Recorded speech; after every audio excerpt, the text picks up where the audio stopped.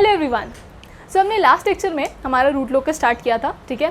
Root locus का क्या M है वो हमने देखा था।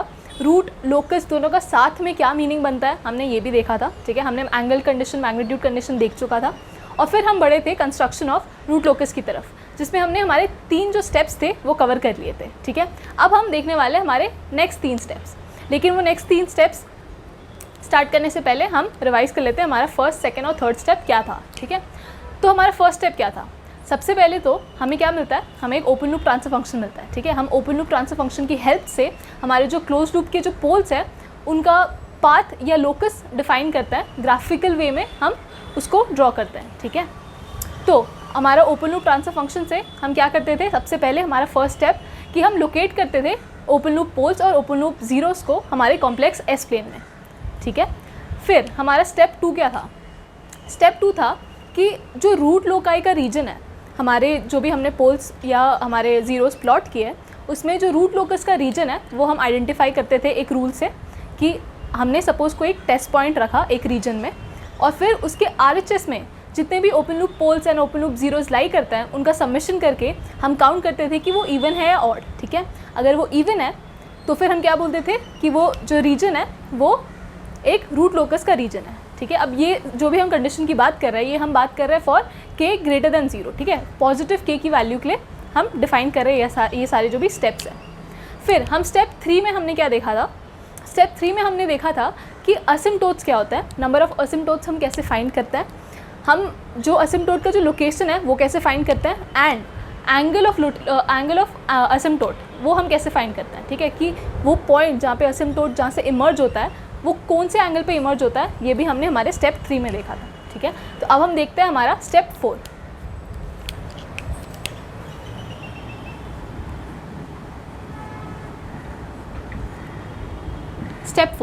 स्टेप 4 है हमारा टू आइडेंटिफाई ब्रेक पॉइंट्स, ठीक है। अब मैंने ब्रेक पॉइंट्स क्यों लिखा है? हमने हमेशा क्या सुना है, ब्रेक अवे पॉइंट्स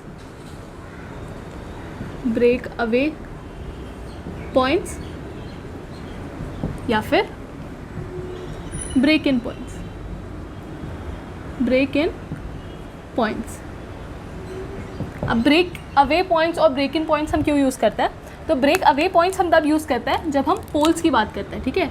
जब पोल्स का जो पोल से जो हमारे जो रूट लोकस का जो लोकस है वो इमर्ज करता है, और जब इस पॉइंट पे ये ब्रेक पॉइंट जिसको हम ब्रेक अवे पॉइंट बोलते हैं, जब पोल से इमर्ज होता है हमारा रूट लोकस और फिर एक पॉइंट पे आके जो हम पॉइंट अभी फाइंड करने वाला है उस पे आके वो इमर्ज हो जाता है, ठीक है। तो उस पॉइंट को हम बोलते हैं ब्रेक अवे पॉइंट। और जब ये हम यूज़ करते हैं ज़ीरोज़ के लिए, ठीक है। तो जब हमारा जो रूट लोकस है वो यहाँ पे आके मीट होता है तब हम बोलते हैं कि हमारा जो पॉइंट है वो क्या है, एक ब्रेक इन पॉइंट है, ठीक है। तो इसलिए मैंने यहाँ पे लिखा है कि टू आइडेंटिफाई ब्रेक पॉइंट्स। अब वो डिपेंड करेगा क्वेश्चन में कि वो ब्रेक अवे पॉइंट बोलेंगे हम उसको या ब्रेक इन पॉइंट बोलेंगे, ठीक है।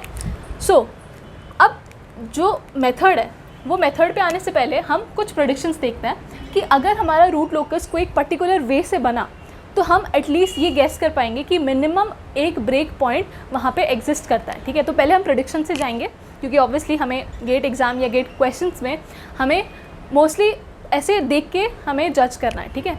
हम सॉल्व वाले मेथड को भी देखेंगे लेकिन उससे पहले हम प्रेडिक्शंस देखने वाले हैं। सो हम देखते हैं कि प्रेडिक्शंस ऑफ कि ब्रेक पॉइंट एग्जिस्ट करता है कि नहीं वो हम देखते हैं। सो नंबर 1 कि अगर हमारा रूट लोकस है वो गिवन है, ठीक है, और ये हमारे 2 पोल्स हैं और इसके बीच में अगर ये जो रीजन है वो एक रूट लोकाई रीजन है या रूट लोकस का रीजन है तो यहाँ पे इनके बीच में डेफिनेटली एक ब्रेक पॉइंट एग्जिस्ट करेगा, ठीक है। अब यहाँ पे क्या होगा, ये ब्रेक अवे पॉइंट, ठीक है, क्योंकि यहाँ पे 2 पोल्स की बात हो रही है तो यहाँ पे फॉर श्योर एक ब्रेक अवे पॉइंट एग्जिस्ट करेगा। नंबर 2, अब अगर 2 ज़ीरोज़ हैं, ठीक है, 2 ज़ीरोज़ हैं और ये 2 ज़ीरोज़ के बीच में हमारा जो रीजन है वो रूट लोकाई या रूट लोकस वाला रीजन है, तो डेफिनेटली यहाँ पे एक ब्रेक इन पॉइंट एग्जिस्ट करेगा, ठीक है। और नंबर 3 कि अगर हमारा एक ज़ीरो प्रेजेंट है, ठीक है, यहाँ पे ऐसे कुछ है और यहाँ पे हमारा एक ज़ीरो प्रेजेंट है, ठीक है, ये एक ज़ीरो है, हम ज़ीरो को ऐसे रिप्रेजेंट करते हैं, राइट। एंड यहाँ पे ये वाला जो रीजन है ये हमारा रूट लोकाई या रूट लोकस का रीजन है, ठीक है। तो यहाँ पे भी फॉर श्योर एक ब्रेक पॉइंट एग्जिस्ट करेगा, ठीक है। तो ये 3 प्रेडिक्शंस है। तो अगर हमें कभी भी ये 2 पोल्स गिवन है और बीच में एक रूट लोकस का रीजन है तो फॉर श्योर यहाँ पे एक ब्रेक पॉइंट एग्जिस्ट करेगा। सिमिलरली अगर 2 ज़ीरोज़ है उनके बीच में अगर रूट लोकस का रीजन लाई करता है तो यहाँ पे डेफिनेटली एक ब्रेक इन पॉइंट एग्जिस्ट करेगा। सिमिलरली अगर यहाँ पे एक ज़ीरो लाई करता है तो उसके LHS में अगर रूट लोकस वाला रीजन है ये, तो यहाँ पे एक ब्रेक पॉइंट एग्जिस्ट करेगा, ठीक है। और ये जो कंडीशन है थर्ड वाला, ये पोल्स के लिए एग्जिस्ट नहीं करता है, ठीक है, पोल्स के लिए नॉन एग्जिस्टेंट है।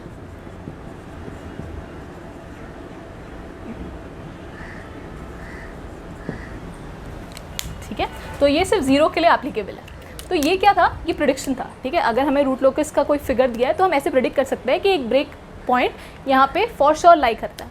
अब हम देखते हैं कि रूल क्या है, हम कैसे फाइंड करते हैं एक्चुअली में। तो अब हमें हमेशा क्या दिया होता है, हमारा g(h) which is what are open loop transfer function, right.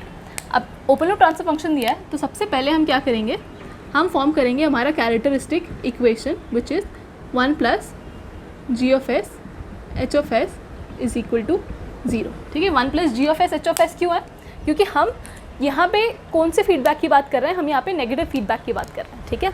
तो 2 कंडीशंस हमने ऑलरेडी अज्यूम किया है कि हमारा जो गेन है k it's greater than 0 which means it's positive and it is what, it is negative feedback, ठीक है। और हमें पता है नेगेटिव फीडबैक के लिए हमारा कैरेक्टरिस्टिक इक्वेशन कैसा बनता है, कुछ ऐसा बनता है ना।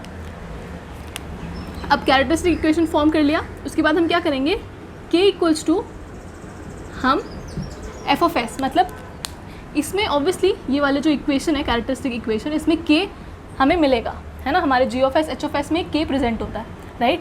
तो अब इस k को हम LHS में रखेंगे और बाकी जो भी फंक्शन है s का उसको हम RHS में शिफ्ट कर देंगे और फिर वो कुछ ऐसे फॉर्म का दिखने लगेगा, k equals to some function of s, right.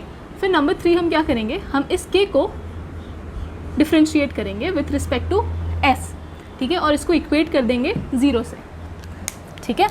और फिर हमारा स्टेप 4 क्या होगा, स्टेप 4 होगा सबसे इम्पॉर्टेंट स्टेप कि इसके जो सॉल्यूशंस है, जो भी s की वैल्यू है, ठीक है, s की जो वैल्यूज़ आने वाली है वो हमारे ब्रेक पॉइंट्स हो भी सकते हैं या ये वैलिड हो भी सकता है या इनवैलिड भी हो सकता है, ठीक है।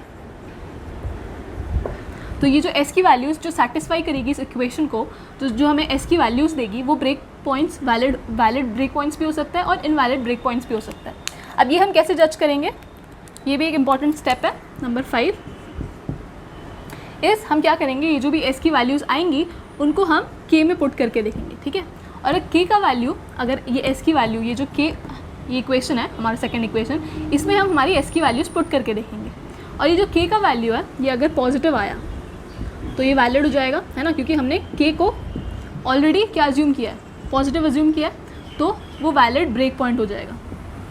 लेकिन अगर k का वैल्यू नेगेटिव आ गया तो वो क्या हो जाएगा, एक इनवैलिड ब्रेक पॉइंट, ठीक है। तो जितने भी नंबर ऑफ s की वैल्यूज़ आएंगी उनको हम हमारे k इक्वल्स टू f(s) वाले इक्वेशन में पुट करके देखेंगे और फिर हम देखेंगे कि k की जो वैल्यू है वो पॉजिटिव आ रही है या नेगेटिव आ रही है, और उस हिसाब से हम बोलेंगे कि वो एक वैलिड ब्रेक पॉइंट है या वो एक इनवैलिड ब्रेक पॉइंट है, ठीक है। सो अब हम क्या करते हैं, अब हम देखते हैं हमारा एग्जाम्पल जो हमने चूज़ किया था, ठीक है। सो हमने हमारा g(h) क्या अज्यूम किया था, हमने एग्जाम्पल लिया था लास्ट लेक्चर में k/s + 4 s - 1, ठीक है। तो अब इसका ब्रेक पॉइंट कैसे फाइंड करेंगे हम? अब सबसे पहली बात तो हम इसको ड्रॉ करते हैं, तो ये कुछ ऐसा दिखेगा, यहाँ पे आएगा -4 और यहाँ पे आएगा 1, राइट। और हमने जब लोकेट किया था तब ये वाला पार्ट कौन सा था? ये वाला पार्ट था हमारा रूट लोकस वाला पार्ट, है ना। तो बाय प्रेडिक्शन हम फॉर श्योर बोल सकते हैं कि यहाँ पे मिनिमम एक ब्रेक पॉइंट लाई करेगा, ठीक है। एक से ज़्यादा हो सकते हैं लेकिन मिनिमम एक लाई करेगा, ठीक है। प्रेडिक्शन से हम ये गैस कर सकते हैं, लेकिन वो कहाँ लाई करता है उसके लिए हमें जो प्रोसीजर वाइज हमें जाना पड़ेगा, ठीक है। ये जो हमारा प्रोसीजर है वो हमें फॉलो करना पड़ेगा। सो हमारा g(h) h गिवन है, तो हमारा स्टेप 1 क्या है? हम कैरेक्टरिस्टिक इक्वेशन फॉर्म करेंगे विच इज़ 1 + k/(s + 4 s - 1 = 0। अब हमें क्या करना है? हमें k के टर्म्स में f(s) फाइंड करना है, ठीक है, function of s। So k क्या हो जाएगा? इसको हम यहाँ से मल्टीप्लाई करेंगे, ठीक है, और ये डिनोमिनेटर 0 हो जाएगा, तो ये कुछ ऐसा दिखेगा, राइट। सो हमारा k क्या आ रहा है? s² + 3s - 4, right. अब k हमारा आ गया। फिर हमारा नेक्स्ट स्टेप क्या है? हम dk ds = 0 इक्वेट करेंगे, ठीक है। तो हम k को बेसिकली डिफ्रेंशिएट करेंगे, तो क्या हो जाएगा? 2s + 3 = 0, ठीक है। अब यहाँ से s की वैल्यू क्या आएगी? -3/2 और -1.5, ठीक है। तो हमारा एक ब्रेक पॉइंट क्या आ रहा है? अब ये ब्रेक पॉइंट वैलिड है कि नहीं, ये हम कैसे डिटरमाइन करेंगे? हम k की वैल्यू में पुट करके देखेंगे। तो ये जो k की वैल्यू हमने फाइंड किया है, ये जो इसमें हम हमारी s की वैल्यू पुट करेंगे और चेक करेंगे कि ये एक वैलिड ब्रेक पॉइंट है कि नहीं। सो k b = minus of s क्या है हमारा? -1.5 + 4 -1.5 - 1, ठीक है। तो ये क्या हो जाएगा? 4 में से तो ये बचाएगा 2.5 × -2.5, ठीक है। तो क्या हो जाएगा? अब क्योंकि ये जो पार्ट है ये माइनस माइनस है, लेकिन यहाँ पे भी एक माइनस है ना, यहाँ पे भी एक माइनस है, तो ये माइनस माइनस क्या हो जाएगा? +6.25, राइट। तो हमारी k की वैल्यू क्या आ रही है? k की वैल्यू आ रही है एक पॉजिटिव वैल्यू, राइट। तो जो पॉजिटिव वैल्यू है इसका मतलब क्या है कि हमारा ये जो ब्रेक पॉइंट है ये एक वैलिड ब्रेक पॉइंट है। और एनीवेज हम देख सकते हैं ये जो s की वैल्यू है वो कहाँ लाई कर रही है? यहाँ पे लाई कर रही है, ठीक है। तो एनीवेज वो वैलिड होना ही था, क्योंकि वहाँ पे एक मिनिमम हमें वैल्यू पक्का मिलेगी ही, है ना। सो हम क्या बोलेंगे कि यहाँ पे कहीं -1.5 यहाँ पे हमारा ब्रेक पॉइंट लाई करता है, राइट। और हमने क्या बोला था? हमने लास्ट लेक्चर में हमने जब असिम्प्टोट फाइंड किया था तो हमारा असिम्प्टोट का लोकेशन क्या आ रहा था, जिसको हम सिग्मा से डिनोट करते हैं, उसका लोकेशन भी -1.5 आ रहा था, है ना। बट इसका मतलब ये नहीं है कि हमारा जो असिम्प्टोट का लोकेशन है और जो ब्रेक पॉइंट है उसका लोकेशन हमेशा सेम आता है, ठीक है। यहाँ पे कोइंसिडेंटली दोनों का लोकेशन सेम है, लेकिन ज़रूरी नहीं है कि असिम्प्टोट का लोकेशन एंड हमारे ब्रेक पॉइंट का लोकेशन सेम है। ब्रेक पॉइंट हमेशा रूट लोकस पे लाई करेगा, लेकिन असिम्प्टोट का जो लोकेशन है, जो हम सिग्मा से डिनोट करते हैं, सेंट्रॉइड भी बोलते हैं हम इसको, ये रूट लोकस पे लाई कर भी सकता है और नहीं भी कर सकता है, ठीक है। कोई कंपलसरी नहीं है, ठीक है। तो ये हमारा असिम्प्टोट था और हमने क्या देखा था? हमारा एंगल ऑफ असिम्प्टोट क्या आ रहा था? ±90 डिग्री या फिर ±270 डिग्री, है ना। सो अगर हम इसको एक्सटेंड करें, कुछ ऐसा बन रहा था हमारा असिम्प्टोट का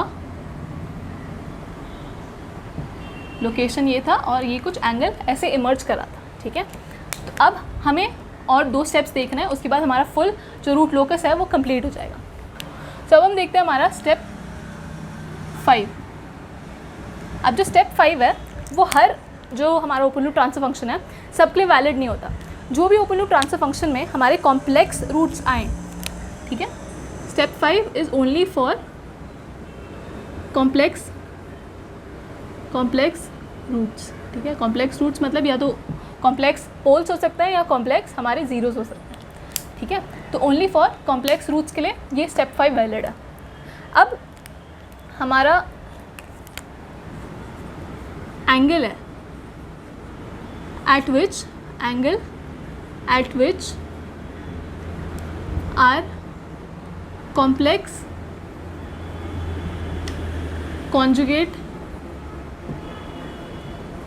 पोल्स और zeros emerges,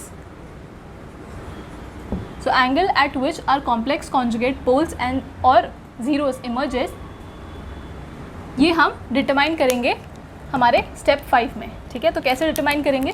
सबसे पहली बात हम एंगल ऑफ डिपार्चर की बात करते हैं। एंगल ऑफ डिपार्चर क्या होता है? एंगल ऑफ डिपार्चर वो एंगल होता है एट विच हमारे जो कॉम्प्लेक्स पोल है, हमारे जो कॉम्प्लेक्स पोल हम फॉर्म करने वाले हैं हमारे ओपन लूप ट्रांसफर फंक्शन में, सपोज एक कॉम्प्लेक्स पोल आ गया। अब वो कॉम्प्लेक्स पोल का जो रूट लोकस है, ठीक है, कॉम्प्लेक्स पोल से जो रूट लोकस है वो कहाँ, वो कौन से एंगल पे वो इमर्ज करेगा, हम वो फाइंड करने वाले हैं हमारे एंगल ऑफ डिपार्चर में। ठीक है, सो एंगल ऑफ डिपार्चर में हम थीटा डी हम असाइन करेंगे उसको। ठीक है, वो क्या होगा? 180 डिग्री माइनस ऑफ फाई। ठीक है, फाई क्या है? Sum of all angles made from open loop poles to this pole minus of sum of, या सम ऑफ को हम ऐसे लिख देते हैं, sum of all angles from open loop zeros to this pole. ठीक है, अब ये दिस पोल किसकी बात हो रही है? हमारे जो कॉन्जुगेट पोल्स फॉर्म हो रहे हैं, ठीक है, सपोज़ कि यहाँ पे कई हमारे पोल्स फॉर्म हो रहे हैं। ठीक है, तो ये पोल से बाकी जो भी पोल्स या जीरोस प्रेजेंट है उससे वहाँ का जो एंगल बनेगा, ठीक है, ये जो एंगल बनेगा हमारे एंटी क्लॉकवाइज एंगल बनता है हमेशा, है ना, और रियल एक्सिस से जो एंटी क्लॉकवाइज हमारा जो एंगल बनेगा, हम इस एंगल की बात कर रहे हैं। ठीक है, तो बाकी जो भी पोल्स या जीरोस से जो भी हमारे एंगल्स फॉर्म होंगे हमारे मेन कॉन्जुगेट पोल तक, वो हम यहाँ पे कंसिडर करेंगे। और सिमिलरली जो जीरोस जो एंगल बनाएंगे हमारे इस पोल तक, हमारे कॉन्जुगेट पोल तक, ये एंगल हम यहाँ पे कंसिडर करेंगे। ठीक है, तो ऐसे जो भी जितने भी पोल्स हैं वो जितने भी एंगल्स बनाएंगे उनका हम समेशन करेंगे यहाँ पे, और जितने भी पोल्स हैं वो यहाँ तक जितने भी एंगल्स बनाएंगे उनका हम समेशन करेंगे और यहाँ पे पुट करेंगे। ठीक है, और जो फाई है उसको हम यहाँ पे पुट करके हमारा डिपार्चर या एंगल ऑफ डिपार्चर हम फाइंड करेंगे। राइट, तो ये था हमारा एंगल ऑफ डिपार्चर। अब सिमिलरली अगर हम हमारे एंगल ऑफ अराइवल की बात करें तो एंगल ऑफ अराइवल, सो क्या हो जाएगा? 180 डिग्री माइनस ऑफ फाई। अब फाई क्या है? फाई है summation of phi z minus summation of 5p। इसको फाई को हम कैसे लिखते हैं? Summation of 5p minus summation of phi z. ठीक है, तो हम ये summation of all the angles made from open loop poles to this pole, इसको हम 5p डिनोट करते हैं, और फाई जेड किसको डिनोट करता है? Sum of all the angles made from open loop zeros to this pole. अब यहाँ पे हमारा एंगल ऑफ अराइवल में क्या होता है? एंगल ऑफ अराइवल में कॉन्जुगेट जीरोज़ होते हैं। ठीक है, कॉन्जुगेट जीरोज़ होते हैं। अब जो भी पोल्स और जीरोस प्रेजेंट है इनसे जो जो एंगल बनेगा, जितने भी पोल्स प्रेजेंट है, सपोज़ यहाँ पे भी एक पोल है, तो इनसे जो भी एंगल बनेगा, इन सारे जो एंगल है उसका हम समेशन करेंगे। ठीक है, जब समेशन करेंगे तो वो जो एंगल बनेगा वो हमारा 5p होगा। ठीक है, सिमिलरली जो जीरोस प्रेजेंट है अदर देन ये वाला ज़ीरो, जो भी जीरोस प्रेजेंट है उससे हमारे इस कॉन्जुगेट ज़ीरो वाले में जो भी एंगल फॉर्म होगा, और ऐसे जितने भी ज़ीरो होंगे उनका हम जब समेशन करेंगे, सारे एंगल्स का जब हम समेशन करेंगे तो वो होगा हमारा समेशन फाई जेड।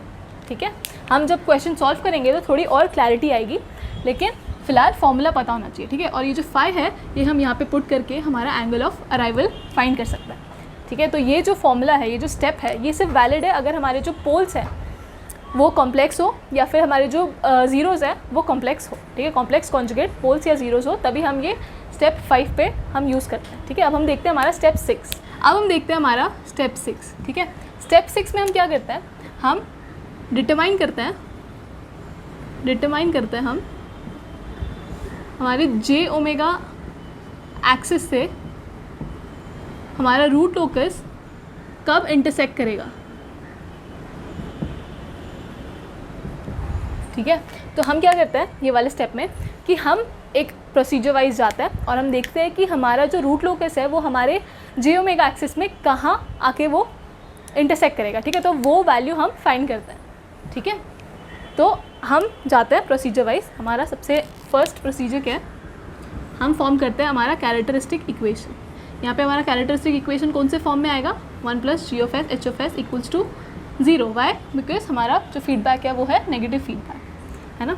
नंबर 2 हम क्या करेंगे, हमारा रूट टेबल फॉर्म करेंगे, ठीक है। हमने जो इससे पहले जो हमने सीखा था रूट टेबल, वो हम फॉर्म करेंगे हमारे कैरेक्टरिस्टिक इक्वेशन को यूज़ करके, ठीक है। उसके बाद हम क्या करेंगे, हम के मार्जिनल की वैल्यू फाइंड करेंगे। के मार्जिनल की वैल्यू फाइंड करेंगे। के मार्जिनल मतलब क्या, जब हमारा मार्जिनल स्टेबिलिटी की जब हम बात करते हैं तब हम हमारा के मार्जिनल फाइंड करते हैं, राइट। तो हम देखेंगे कैसे हम के मार्जिनल फाइंड करेंगे, ठीक है। के मार्जिनल एक बार हमने फाइंड कर लिया, उसके बाद हम क्या करेंगे, हम ऑक्सिलरी इक्वेशन में हमारे के मार्जिनल की वैल्यू पुट करेंगे और हम एस को जे ओमेगा पुट करके हम ओमेगा की वैल्यू डिटरमाइन करेंगे, ठीक है। तो ये हमारा प्रोसीजर रहेगा और ये जो ओमेगा की वैल्यू है ये हमें क्या देगा कि कहाँ पे एग्जैक्टली हमारे जे ओमेगा एक्सिस पे हमारा रूट लोकस इंटरसेक्ट कर रहा है, ठीक है। तो हम क्या करते हैं, हमारा एग्जाम्पल जो था क्या था, G of s H of s is equal to K upon s plus 4 s minus 1, ठीक है। तो इससे हम फाइंड करते हैं कि हमारा कहाँ जे ओमेगा एक्सिस में हमारा रूट लोकस हिट करेगा, इंटरसेक्ट करेगा, ठीक है। तो सबसे पहले कैरेक्टरिस्टिक इक्वेशन फॉर्म करते हैं, will be 1 + k times s + 4 s minus 1 is equal to 0। फिर क्या हो जाएगा, s + 4 s minus 1 + k is equal to 0 and ये क्या हो जाएगा, s² + 3s minus 4 + k is equal to 0, right. तो अब हम क्या करेंगे, हमारा रूट टेबल फॉर्म करेंगे, s² s⁻1 s⁻0। सो 1 k माइनस 4 ये 3 एंड ये 0, ठीक है। अब यहाँ पे क्या आएगा, k माइनस 4, ठीक है। रूट टेबल तो हमें फॉर्म करना आता है, हमने देखा था।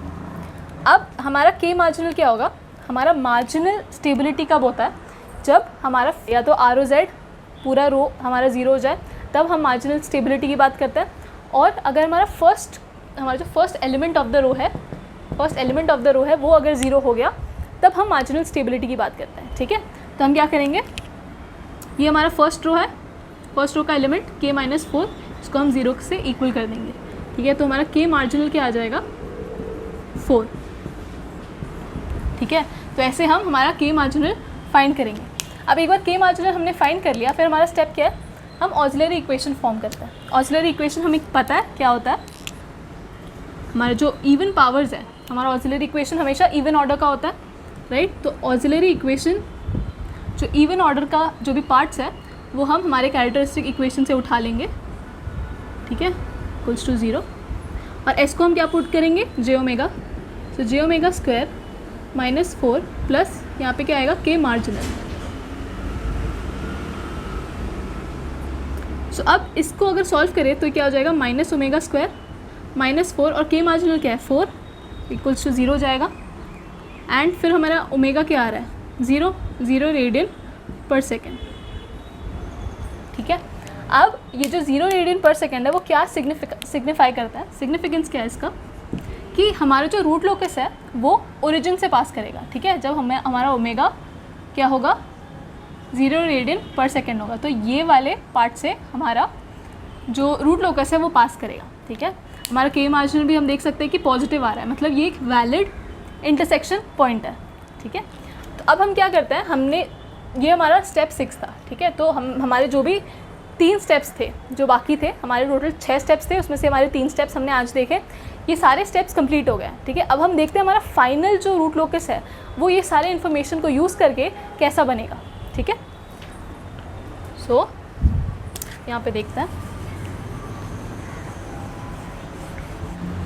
तो हमने सबसे पहले क्या किया था, सबसे फर्स्ट स्टेप हमारा क्या था, सारे जो भी स्टेप्स हमने अभी तक पढ़े हैं सबको साथ में कंक्लूड करते हैं और एक एक देखते हैं, एक एक हम पॉइंट्स सब मार्क करते हैं और हमारा रूट लोकस फाइंड करता है। ठीक है, तो आइडिया आएगा कि कैसे हम सारे स्टेप्स को मिला के हमारा final construction of root locus करते हैं और उससे फिर हम क्या क्या कंक्लूजन्स ले सकते हैं वो भी हम देखेंगे। ठीक है, तो सबसे पहले हमने हमारा एसप्लेन फॉर्म किया था। यहाँ पे क्या है, ये हमारा कौन सा पार्ट है, RHS, ये हमारा कौन सा पार्ट है, LHS, एकदम बेसिक से करते हैं, और ये क्या है हमारा जी ओमेगा एक्सिस, एंड ये हमारा क्या है सिग्मा। ठीक है, तो ये हमारा बेसिकली क्या है, एस प्लेन है, राइट। इसके बाद हमारा फर्स्ट स्टेप क्या था, हम लोकेट करते हैं हमारे पोल्स एंड जीरोस। तो सबसे पहली बात ये याद रखना चाहिए कि हमारा ओपन लूप ट्रांसफर फंक्शन क्या है, ये है ना। तो हमारे पोल्स कितने आ रहे थे, 2, और हमारे जीरोस कितने आ रहे थे, निल, है ना। यहाँ पे हम देख सकते हैं पोल्स 2 है और हमारे ज़ीरो निल है। सो यहाँ पे -4 और ये बन जाएगा 1। ठीक है, और नो 0। ठीक है, फिर हमारा नेक्स्ट स्टेप क्या था, नेक्स्ट स्टेप हम डिटरमाइन करते थे कि हमारा रूट लोकस का रीजन कौन सा है। तो हमने यहाँ पे एक टेस्ट पॉइंट रखा था और काउंट किया था यहाँ पे कितने नंबर ऑफ पोल्स आ रहे हैं, 2 इवन आ रहे हैं। तो ये वाला पार्ट हमारा रूट लोकस का पार्ट नहीं है। यहाँ पे हमने टेस्ट पॉइंट रखा था, तो यहाँ पे हम देख सकते हैं कि यहाँ पे एक पोल आ रहा है। ठीक है, तो मतलब ये जो रीजन है वो रूट लोकस का रीजन है। ठीक है, यहाँ पे अगर हमने पुट किया तो इस तरफ कोई भी पोल्स और जीरोस नहीं है, मतलब ज़ीरो को हम इवन कंसिडर करते हैं। तो मतलब हमारा ये जो रीजन है ये भी रूट लोकस का रीजन नहीं है। ठीक है, तो ये जो रीजन है ये हमारा एक रूट लोकस का रीजन हो जाएगा। ठीक है, तो यहाँ पे मैं RL लिख देती हूँ। ये हमारा क्या था, स्टेप 2। फिर हमारा स्टेप 3 क्या था, स्टेप 3 ये था कि हम नंबर ऑफ़ असिम्प्टोट्स फाइंड करते हैं। नंबर ऑफ़ असिम्प्टोट्स कैसे फाइंड करता है, number of poles minus number of zeros. So क्या था, 2 - 0 = 2। सो नंबर ऑफ़ असिम्प्टोट्स जो इन्फिनिटी पे टेंड करता है वो कितने आ रहा है, 2, और उसका लोकेशन क्या आ रहा था, सिग्मा क्या आ रहा था, -1.5। तो हम इसको यहाँ पे -1.5 हम डिनोट करेंगे। ठीक है, अब हमारा एंगल क्या आ रहे थे, एंगल ऑफ असिम्प्टोट ±90 डिग्री और ±270 degree, which means the same thing, right, ±90 degree basically. So इसको हम ड्रॉ करते हैं। सो इसको हम ब्लैक पेन से ड्रॉ करते हैं।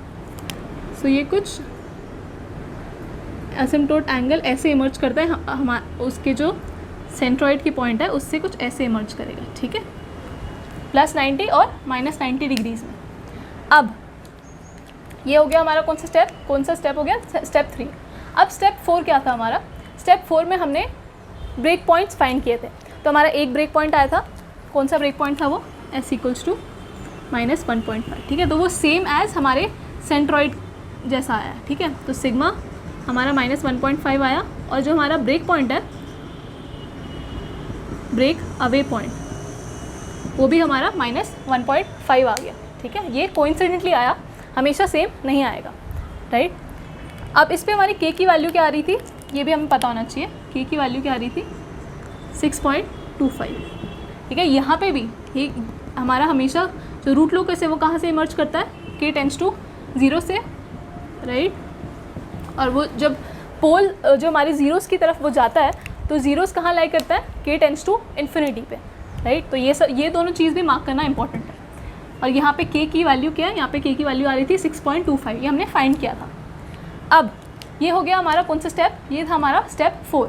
अब स्टेप 5 क्या था, स्टेप 5 था कि हम हमारे जो कॉम्प्लेक्स पोल्स और जीरोस से हम एंगल ऑफ डिपार्चर या एंगल ऑफ अराइवल फाइंड करते हैं। अब इस केस में कोई भी कॉम्प्लेक्स पोल्स कॉन्जुगेट पोल्स नहीं है, इसलिए हमने हमारे एंगल ऑफ अराइवल या एंगल ऑफ डिपार्चर है वो हमने फाइंड नहीं किया था। ठीक है, अब हमारा स्टेप 6, हमारे स्टेप 5 तक हो गया। स्टेप 6 था कि हम j-ओमेगा एक्सिस पे जो इंटरसेक्शन होगा हमारे रूट लोकस का वो हम फाइंड करते थे।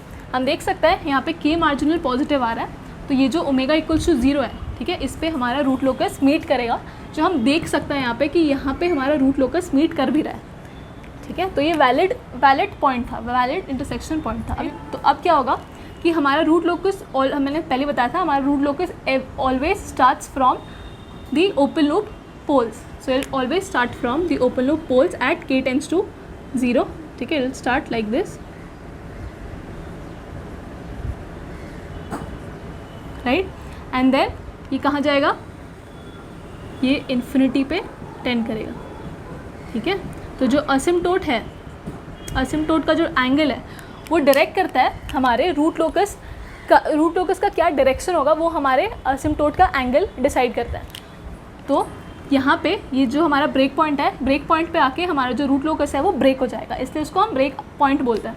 तो यहाँ पे आके हमारा रूट लोकस क्या हो रहा है, ब्रेक हो रहा है. तो वो कोइंसिडेंटली हमारे सिग्मा के साथ कोलाइड कर रहा है, राइट. और हमारा जो असिम्प्टोट का एंगल है वो भी 90 और प्लस 90 डिग्रीज़ है, प्लस 90 और माइनस 90 डिग्रीज़ है. ठीक है, तो ये हमारा बन गया रूट लोकस. अब यहाँ पे एक और चीज़ इम्पॉर्टेंट कि ये जो ओमेगा एट 0 है, यहाँ पे k की वैल्यू क्या आ रही है, 4 आ रही है ना. ये जो k मार्जिनल है वो क्या है, 4 है. तो ये भी इम्पॉर्टेंट चीज़ है. तो जो भी इन्फॉर्मेशन है सब हमें हमारे रूट लोकस पे मार्क कर देना है. ठीक है, तो ये कहाँ जा रहा है, इन्फिनिटी पे टेंड कर रहा है, राइट. हमारे 2 असिम्प्टोट्स आ गए, जो हमने बोला भी था कि हमारे 2 असिम्प्टोट्स आने चाहिए. जो असिम्प्टोट्स क्या होता है, इन्फिनिटी पे टेंड करता है. पोल्स, ओपन लूप पोल से हमारा रूट लोकस स्टार्ट होता है और ब्रेक पॉइंट पे आके वो ब्रेक हो जाता है. ठीक है, और जो एंगल ऑफ असिम्प्टोट है वो हमें डायरेक्शन देता है हमारे रूट लोकस का. ठीक है, तो ये हमारा क्या बन गया, हमारा रूट लोकस बन गया. अब इससे हम एक चीज़ क्या कंक्लूड कर सकते हैं कि हमारा जो रूट लोकस है it is stable for the range किस रेंज के लिए वो स्टेबल है, फॉर k ग्रेटर देन 4. ठीक है, यहाँ से k 0 से स्टार्ट हो रहा है, k 4 तक जा रहा है, लेकिन ये वाला जो पार्ट है ये RHS में लाई कर रहा है. RHS में अगर कोई भी रीजन लाई कर रहा है तो वो फॉर श्योर एक अनस्टेबल रीजन होता है.